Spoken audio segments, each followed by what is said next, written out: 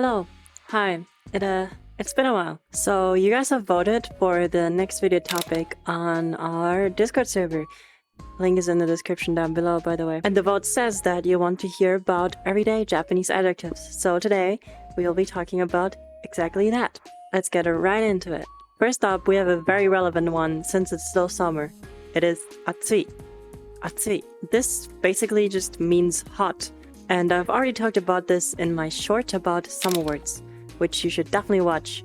But when you're writing it out, you have to be careful which kanji you use, because atsui can mean hot, hot to the touch, and thick, depending on which kanji you use.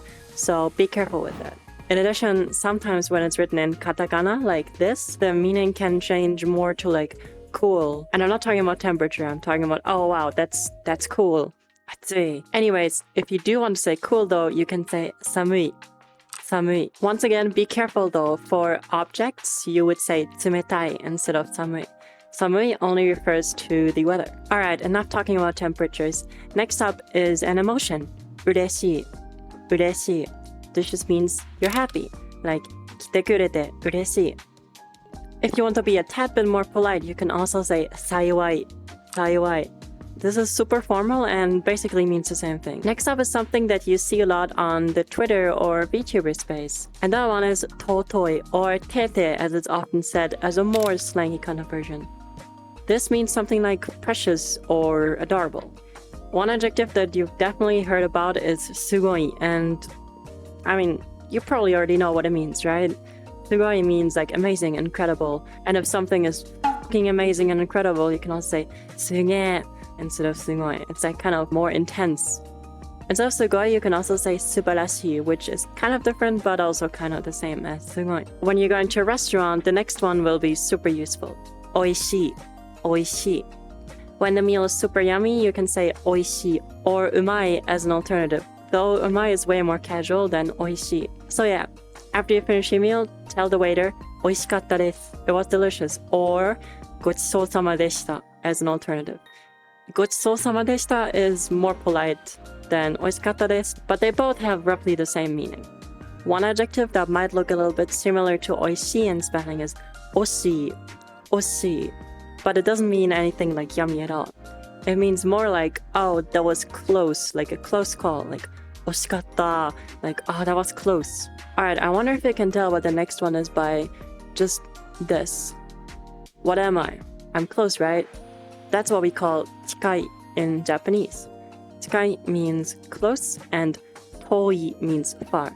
So right now I'm a little bit toi and now I'm super chikai. So use this pair of adjectives when talking about distance. Next up we got mendokusai. This means like bothersome, like I'm too lazy to do something, or something is a pain in the ass. You can also say mendo or mendoi. Alternatively, but they all mean roughly the same thing. So you can say shigoto mendokusai or gakko mendoi to say, oh man, work is a pain in the ass, or oh, I don't want to go to school. Along the same lines of mendokusai, we also have muzukashii. Muzukashii. This means difficult. So whenever you're struggling with something, you can just call it muzukashii. Another pair of very useful adjectives is oki and chisai. Yes, oki means big and chisai means small. There's also more slangy variants. As always, oki can be turned into dekai or dekka, and chisai can be turned into chichai or chicha. But yeah, these are very slangy, so only reserve them to when you're, talking kind of casually. Next up is kusai, and this just means that something's stinky. You might also hear kusa as an exclamation instead of kusai. Alright, so I have 3 more kind of slangier adjectives for you. First up, yabai. And you already probably know what this one means. Crazy or incredible, amazing, awesome, that kind of stuff. You can also say yabe instead. Kind of the same thing as totoi or sugoi, where they turn to tete or suge. You can do the same thing with yabai and turn it into yabe. I've actually talked about this one in my slang words video, so feel free to check that out. I have put the link in the description down below. Another one I've mentioned in that video is egui, which means kind of the same as yabai, but it's more extreme. And it also has kind of a connotation of severe remark kind of thing. So it kind of feels like that. And lastly, we have natsukashi. Natsukashi. This adjective kind of expresses nostalgic kind of feeling. And a slang version of it is natsui, because natsukashi is a tad bit too long for some people. So there you have it. That's all of the adjectives that I wanted to talk about today. Tell me in the comments down below if you have any adjectives that you want me to cover in the next video. But before we end though, I have a few tips for you that might be useful when using these adjectives. As you might have been able to tell, I sometimes dropped the I from some adjectives. This is not an error or a mistake, but actually a thing that we commonly do when using adjectives in Japanese. Dropping the E is kind of like you're exclaiming the adjective you're talking about. So let's, for example, take dekai. Like if someone tall stands in front of you, you might just go, deka. Oh wow, that's freaking tall. It's kind of like you're exclaiming that adjective rather than just saying it. You can also say yaba instead of yabai, and it's like, oh, like you're kind of surprised. It's like in the moment kind of thing. You're like, yaba instead of yabai.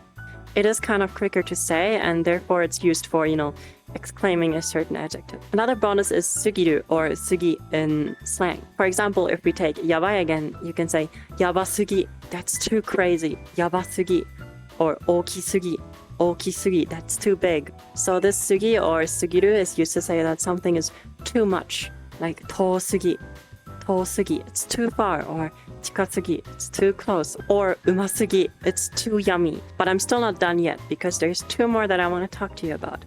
Kunai and katta. So kunai is just basically negative form. So you can say muzukashikunai, muzukashikunai. You just drop the last I and add kunai, muzukashikunai. Or you can say okikunai, it's not big.